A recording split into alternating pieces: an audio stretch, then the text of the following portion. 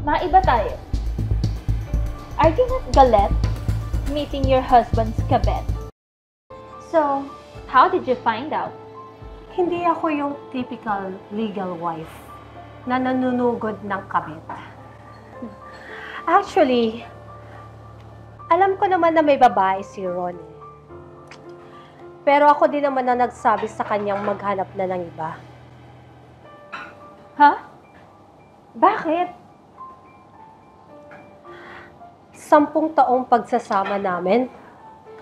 It doesn't sound na matagal na kami, di ba? Pero alam mo yung the love just fade away. Parang hindi na ako masaya. Kaya binigyan ko na siya ng green light na maghanap na lang ng iba. Ikaw ba? How much do you love Ron? Sa totoo lang I mean, siguro pag nandyan siya, okay ako. Kasi nakukuha ko lahat ng gusto ko Marami kasi siyang pera.